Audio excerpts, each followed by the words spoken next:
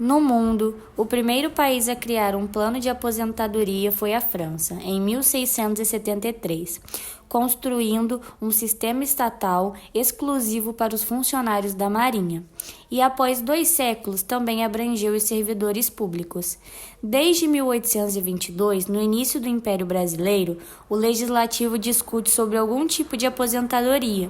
Nesse período, o conceito de previdência não era o mesmo que o atual. Aliás, o Estado só concedia esse benefício caso a caso e somente era concedido para as classes mais privilegiadas. A única aposentadoria conhecida era dada aos professores após completarem 30 anos de serviços. Também era concedido um abono de 25%, se caso continuassem trabalhando. No ano de 1835, ocorre um decreto que aprova o Plano de Montepio da Economia dos Servidores do Estado, como a primeira instituição previdenciária do país, mas seus segurados eram apenas funcionários do Ministério da Economia, onde havia uma contribuição dos servidores em troca do benefício. Com isso, houve um crescimento no número de organizações previdenciárias ligadas aos servidores do Estado, porém, esse benefício era instituído apenas para esta categoria dos trabalhadores. E como afirma o professor de História Luiz Fernando Saraiva, as aposentadorias e pensões eram concedidas de forma caótica, negociadas uma a uma, sem critérios claros. Isso abria espaço para arbitrariedades e favorecimento. Ou seja, quem não fazia parte dessa classe privilegiada não tinha tal benefício.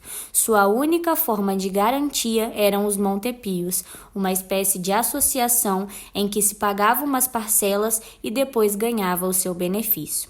Em 1888, com o governo de Marechal Deodoro da Fonseca, foram criadas uma série de fundos de pensões para diversas categorias profissionais, como, por exemplo, benefício aos ferroviários, oficiais da imprensa nacional, aposentadoria por invalidez e a pensão por morte dos operários da Marinha do Rio de Janeiro. Tempos depois, em 15 de janeiro de 1919, tornou compulsório o seguro contra acidentes de trabalho em certas atividades. Com isso, foi aprovada a primeira lei sobre acidentes de trabalho no país. No ano de 1923, há um marco histórico na Previdência Social do Brasil.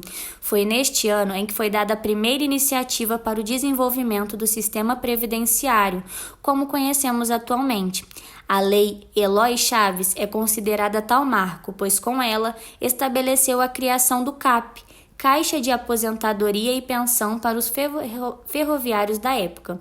Apesar da existência de outros fatores, a lei é considerada um marco, pois abriu o caminho para que tais benefícios sejam desenvolvidos para outros setores e também por meio de novos sistemas, chegando a ter 180 caixas do CAP instaladas no Brasil. Durante a era Vargas, ocorreram diversas mudanças nesse cenário.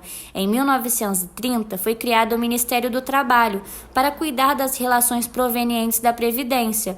Também foi abolido o sistema de CAPs e instalado o IAPS, passando a funcionar em nível nacional. Com a Constituição de 1946, vemos pela primeira vez as expressões Previdência Social ao invés de Seguridade Social, descrita no artigo 157, sendo a união do empregador e empregado, para que pudesse apaziguar as consequências da velhice, invalidez, doença ou morte, sendo mantida pelas constituições subsequentes, com o acréscimo de outras leis, como incluir tal direito aos empregados domésticos e aos idosos. Já em 1960, foi criado a LOPS, que tinha como objetivo uniformizar os direitos estabelecidos, embora muitos trabalhadores ainda não tivessem sido incluídos. A lei também incluía benefícios como auxílio natalidade, auxílio funeral e auxílio reclusão. Na mesma década, ocorre a criação do Fundo Rural, destinado aos trabalhadores rurais. Também há a criação do FGTS e do INPS, atualmente denominado INSS, para unificar a administração da Previdência Social no país, além de incluir o salário mínimo, férias remuneradas, jornada de trabalho de 8 horas e a proibição de diferenciação de salários por conta de cor, sexo ou estado civil. até a chegada da consagrada Constituição Federal de 1988, que garantiu ao cidadão uma seguridade jurídica após trabalhar e contribuir para o sistema previdenciário, através do direito à aposentadoria por idade ou por tempo de contribuição. Dessa forma, trouxe uma grande proteção social, promovendo assistência e recursos necessários para os possíveis reveses que pudessem acontecer durante a vida. Diante disso, até mesmo quem fosse autônomo poderia contribuir para a Previdência, rompendo esse conceito de cidadania regulada, mas a universalidade da cobertura não significava que seria assegurada direitos iguais para todos, apenas significava que o que você contribuísse você iria receber posteriormente. Primeiramente, precisamos entender do que se trata a Previdência Social.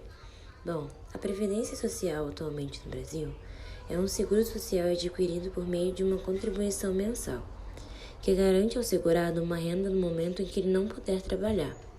A aposentadoria, pensão e auxílio são os benefícios que a Previdência Social oferece aos segurados e seus familiares, como proteção de renda salarial em caso de doença, acidente de trabalho, velhice, maternidade, morte ou reclusão. Agora que entendemos do que se trata, falemos então sobre o funcionamento.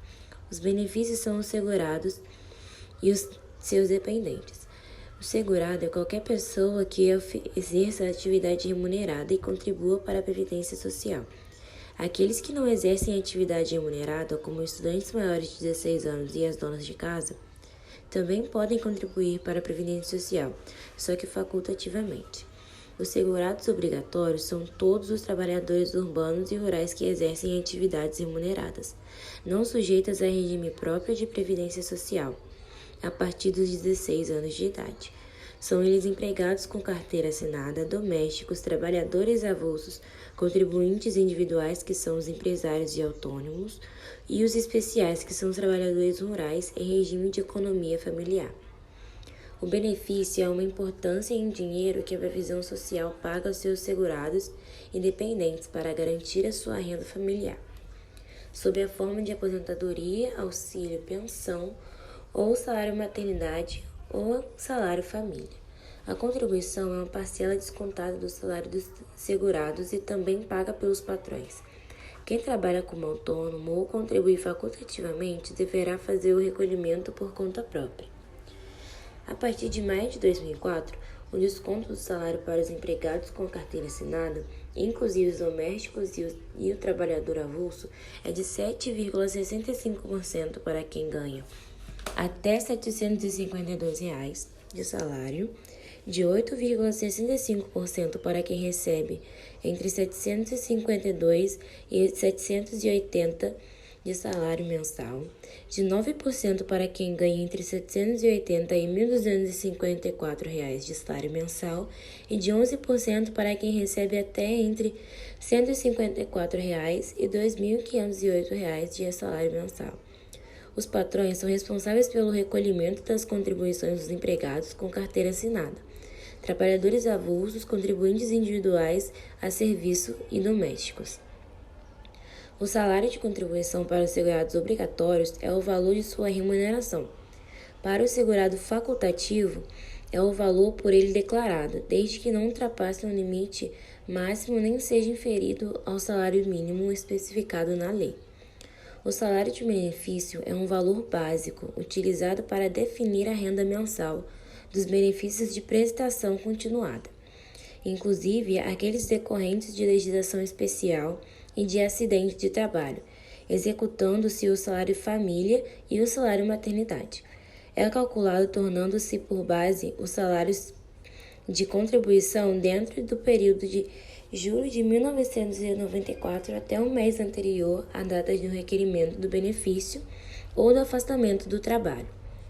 Nas aposentadorias, por tempo de serviço e por idade, o salário de benefício equivale à medida aritmética simples dos maiores salários de contribuição corrigidos monetariamente, correspondendo a 80% do período contributivo, desde julho de 1994, multiplicado pelo fator previdenciário.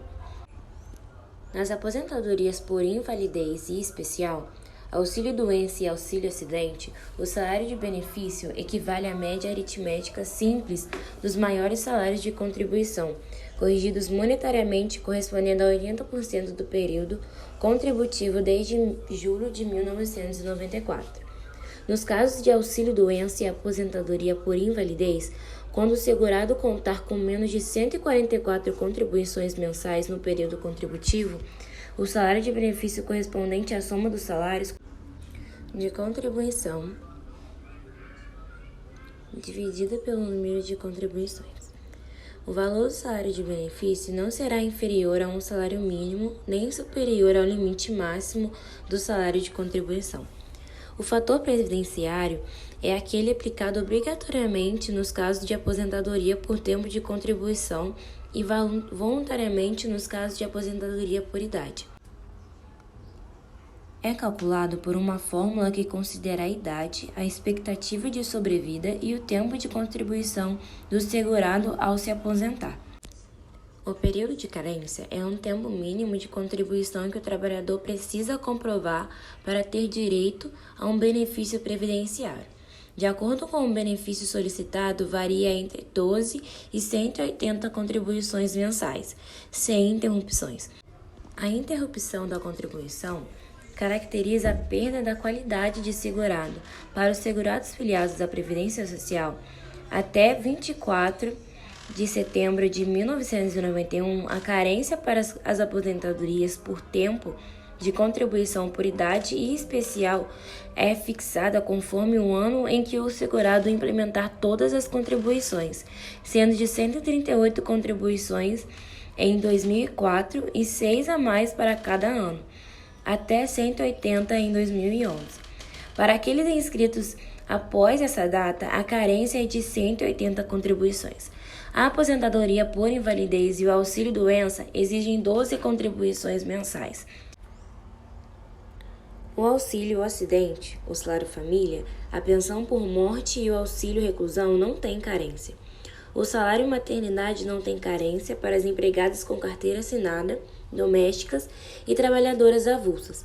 Requer 10 contribuições mensais para contribuintes individuais e facultativas e 10 meses de atividade para as trabalhadoras rurais. O primeiro sistema previdenciário surgiu há mais de 100 anos e foi 60 anos antes da criação da Lei da Previdência, que foi elaborada para empregados de ferrovias. A Caixa de Aposentadoria e Pensões, também conhecidos como CAPs. As CAPs garantiam ajuda médica, aposentadoria, pensões para dependentes e auxílio funerário. A Lei da Previdência foi sancionada em 2 de maio de 1991 e foi encaminhado à Câmara dos Deputados o projeto de lei que tratava da Previdência Social. A proposta partiu do Poder Executivo e em menos de 2 meses foi aprovada pela Câmara e Senado, para então ser enviada à sanção. Dados da Secretaria da Previdência de 2022 indicam que mais de 30 milhões de benefícios são pagos todo mês pelo Instituto Nacional de Seguro Social. Esse número corresponde a cerca de 34 bilhões de reais em pagamentos mensais. Além da aposentadoria, a Previdência oferece auxílio-doença, auxílio-acidente, pensão por morte, salário-maternidade, benefício assistencial para pessoas de baixa renda, entre outros benefícios. Existem muitos benefícios desconhecidos pela sociedade. Um deles é o salário-maternidade em caso de aborto.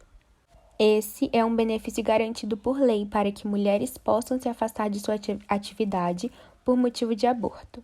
Existe também uma possibilidade em que o indivíduo poderá receber um benefício, mesmo sem nunca ter contribuído. Trata-se do benefício de prestação continuada, ou LOAS.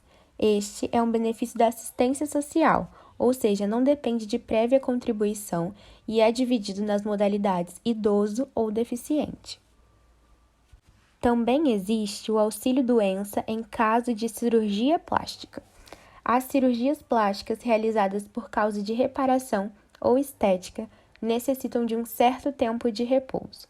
Logo, os segurados que se submetem a essas cirurgias ficam incapacitados temporariamente. o que lhes assegura o direito de receber o auxílio-doença. Pessoas com soro positivo, que é aposentada por invalidez por ter AIDS, poderá receber um adicional de 25% no valor do benefício. A reforma da Previdência é uma lei que alterou a legislação previdenciária, trazendo mudanças à concessão de benefícios previdenciários, principalmente em relação às aposentadorias. Essa reforma foi criada porque, em 2019, quando ela ocorreu, o governo sustentou uma ideia de que era necessária uma reforma na Previdência, tendo em vista que estava sendo ocasionados diversos rombos nas contas públicas que afetavam a economia e dificultavam os gastos com a saúde, educação e obras que poderiam gerar crescimento. Com isso, o governo usou de base uma criação de uma reforma previdenciária para conter a situação das despesas das aposentadorias e liberar recursos para outros gastos. Um dos pontos principais que foi alterado foi a idade mínima, pois o sistema teve o entendimento que, devido à expectativa de vida, os gastos da Previdência têm crescido, haja vista que, conforme o processo de envelhecimento, a população tem mais idosos porque as pessoas estão vivendo mais e, de acordo com a taxa de natalidade, estão tendo menos jovens que estão tendo menos filhos. Logo, de acordo com o sistema de repartição simples, que é quando o jovem contribui hoje para a aposentadoria de quem é idoso hoje na época. Portanto, o sistema pretende que os jovens trabalhem mais, contribuam mais e fiquem menos tempo recebendo benefício. Na alteração da idade mínima, antes a mulher precisava ter 60 anos e o homem 65 anos, com 15 anos de contribuição.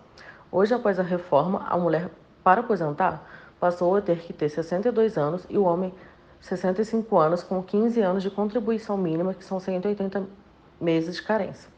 Além da idade mínima, também há o tempo de contribuição que a pessoa precisa ter junto para a idade para adquirir aposentadoria, pois antes existiam dois tipos de aposentadoria, que era por idade e a outra por tempo de contribuição. Após a reforma, a aposentadoria, que era somente por tempo de contribuição, em que a pessoa poderia aposentar se a mulher tivesse 30 anos e o homem 35 anos de tempo de contribuição, mesmo sem a idade mínima, foi extinta. Hoje, para a pessoa se aposentar, ela precisa ter junto os dois requisitos unidos, a idade e o tempo de contribuição, formando e unificando apenas um tipo de aposentadoria. O segundo ponto importante é o cálculo de benefícios, que, de acordo com a reforma, para que as pessoas recebam benefícios maiores, elas irão ter que contribuir mais. Dessa forma, o tempo de contribuição após a reforma passou a ser de 20 anos, com uma renda de 60% da renda ao longo da vida e 40% com 100% da renda ao longo da vida. Um terceiro ponto são as alíquotas, que são taxas que são retiradas mensalmente do salário para contribuição. No INSS, antes da reforma, a alíquota era de 8 a 11% em cima do salário. Com a reforma, passou a ser de 7,5% a 14% de forma progressiva. Também é importante fundamentar sobre a pensão por morte, que é a pensão que o cônjuge ou filho recebe após a morte do familiar que estava segurado do INSS. A pensão por morte antes da reforma era de forma vitalícia para as esposas ou maridos e até 21 anos para os filhos, com 100% do valor do benefício, sendo que 50% era do cônjuge e os outros 50% para os filhos. Após a reforma, houve alteração do cálculo, que ao invés de ser 100%, passou a ser 50% e mais 10% de cada dependente. Ou seja, 50% é o valor sobre o benefício e é colocado mais 10% por cada filho e 10% pela esposa ou marido, somando depois o valor e dividindo 50% para o cônjuge e 50% para os filhos. E após a reforma, a duração do pagamento da pensão dependerá do tempo de contribuição do falecido, do tempo do casamento ou união estável e da idade da viúva ou viúvo, podendo o benefício ser de 4 meses de duração até de forma vitalícia. Com isso, entende-se que a reforma previdenciária é uma fábrica de desigualdades, pois a idade mínima e o tempo de contribuição aumentaram, aumentando a pobreza, pois na população brasileira existem diversas pessoas que trabalham na informalidade e até mesmo momentos de desemprego, o que dificulta a contribuição. Desse mesmo modo, as mulheres também são afetadas, pois muitas delas vivem em seus lares cuidando de seus afazeres domésticos e de seus filhos, o que faz com que essas pessoas não tenham acesso ao mercado de trabalho e também dificulta a contribuição. Portanto, a reforma da Previdência tem grandes impactos na sociedade, com ênfase na população pobre. Dados esses fatos anteriormente apresentados, nada melhor do que chamarmos para participar de nossa pesquisa pessoas que desfrutam dos benefícios concedidos pela Previdência Social brasileira diariamente. Uma delas é a Dona Vera, que vocês vão conhecer um pouco mais da história dela com a Previdência Social agora. Olá, gente. Primeiramente, nossa primeira entrevistada aqui é a Dona Vera. Dona Vera, como que foi a sua experiência com a Previdência? Como que foi quando a senhora precisou solicitar o benefício de aposentadoria? Como foi? Foi difícil para solicitar? Como que foi o processo? Pode falar? Pode? Foi ótimo. Tive um atendimento excelente, que o medo que eu tinha, quando chegasse no INSS, eu tinha que enfrentar fila, eu tinha que ficar esperando a vontade deles. Não. Eu, quando recebi a notificação do médico que eu ia aposentar por invalidez, eu tinha medo de ir no INSS. Quando eu cheguei lá, a moça que me atendeu, acho que caiu do céu. Ela me atendeu tão bem, eu estava com um erro na carteira de trabalho. Ela arrumou e falou para mim assim, olha, no dia tal, se não chegar a carta na casa da senhora, a senhora pode ir lá no banco que o dinheiro está lá. Realmente, eu cheguei lá, já estava o dinheiro e o cartão. Estamos aqui com a nossa segunda entrevistada, Dona Eliane. Eliane, como que foi a sua experiência com o INSS? Então, fiz algumas vezes, fiz perícia, umas 3 perícias, na qual fui julgada para fora, depois de alguma insistência, consegui. E hoje estou sendo bem amparada pelo INSS, tem uns 4 anos que eu estou nesse processo, mas agora eu já fui amparada, recebo tudo direitinho, o pagamento tudo estabilizado, tá tudo certinho. Resumindo, então, o começo foi um pouquinho complicado, porque até eles me deram uma estabilidade, mas hoje eu estou totalmente estabilizada e tá tudo ok. Um tema muito importante sobre a Previdência Social é a conscientização sobre fraudes, que é um tema fundamental para garantir a sustentabilidade do sistema. Os ilícitos criminais praticados contra a Previdência Social foram disciplinados pela lei que introduziu no Código Penal as figuras típicas. Dentre eles, podemos citar apropriação indébita previdenciária, inserção de dados falsos, sonegação de contribuição, divulgação de informações sigilosas ou reservadas e violação de sigilo funcional. Apesar de o Código Penal brasileiro especificar que esses delitos são contra a Previdência Social, não são cometidos apenas contra o sistema previdenciário, e sim praticados contra a Seguridade Social, posto que a parte das contribuições sociais é destinada à saúde e à assistência social. Além disso, segundo uma reportagem do G1, criminosos reativam indevidamente benefícios que já haviam sido cessados e recebem os valores dos beneficiários. Falta de segurança digital no sistema do INSS é a principal causa, segundo especialistas e servidores. Entre janeiro e agosto de 2022, mais de 22 mil benefícios do INSS que estavam desativados foram reativados de maneira indevida por criminosos. As fraudes no sistema do Instituto Nacional do Seguro Social, o INSS, custaram cerca de 1 bilhão aos cofres públicos. Especialistas afirmam que, para prevenir fraudes, os segurados podem adotar algumas medidas. Por exemplo, ter o selo de segurança nível ouro dentro dos sistemas digitais utilizados pelo governo federal, como o gov.br e o Meu INSS. Existem 3 níveis para esse selo: ouro, prata e bronze, a depender da quantidade e do tipo de dados fornecidos pelo cidadão ao sistema. Quanto mais informações, mais seguro o sistema fica e maior o nível do selo. Somente usuários com selo ouro podem fazer ações como mudar o banco de pagamento do benefício, por exemplo. Percebemos que, para combater as fraudes na Previdência Social, é necessário que haja uma conscientização da população sobre a importância de denunciar irregularidades. Além disso, é fundamental que o governo invista em tecnologia e em recursos humanos para fiscalizar e combater as fraudes. Nesse sentido, é importante que a sociedade civil, os órgãos públicos e as empresas privadas se unam em prol da conscientização sobre as fraudes na Previdência Social. A realização de seminários, palestras e campanhas de conscientização são algumas das ações que podem ser tomadas para combater as fraudes e garantir a sustentabilidade do sistema previdenciário. Por fim, nessa pesquisa, conseguimos constatar que a Previdência Social brasileira não é perfeita, como nada nessa vida. Porém, é a salvação para milhões de pessoas que dependem dos benefícios concedidos por ela todos os dias. Dados os defeitos desse sistema, fez crescer o movimento de aposentadoria privada. Um exemplo bem próximo aqui de nós, brasileiros, é o Chile, que demonstra que privatizar a previdência não é o caminho. O Chile inaugurou um modelo privado de pensões baseado na capitalização individual em 1981. Mas, decorrido todo esse período, o sistema não foi capaz de garantir a renda para os aposentados, nem foi capaz de desonerar os gastos do Estado. De acordo com especialistas, quando se compara o salário recebido por uma pessoa nos últimos 10 anos com o dinheiro de sua aposentadoria, essa chega a apenas 45% daquele. Isso se houver um aporte por parte do Estado. Se não houver nenhum aporte complementar, como ocorre na maioria dos casos, a taxa chega a apenas 34%, posto que o país acumula mais de 1 milhão de pessoas com mais de 70 anos com algum tipo de dívida. Para a população e para as autoridades, a crise profunda do sistema é uma evidência que 91% dos chilenos aposentados recebem no máximo US$ 235, que é o equivalente a R$ 726, que representa apenas 2/3 do salário mínimo do Chile. Por conclusão, constatamos que a previdência social pública é insubstituível para o bom funcionamento de uma nação. Com isso, reiteramos a nossa admiração a esse sistema, que foi acrescida após a efetuação desse trabalho. Agradecemos a todos os ouvintes e desejamos um ótimo dia. Por fim, terminamos com a frase de Adriano Peralta, que diz que no intervalo de um programa de debates sobre a reforma da Previdência, tem sempre um banco ou uma agência de investimentos exibindo os comerciais.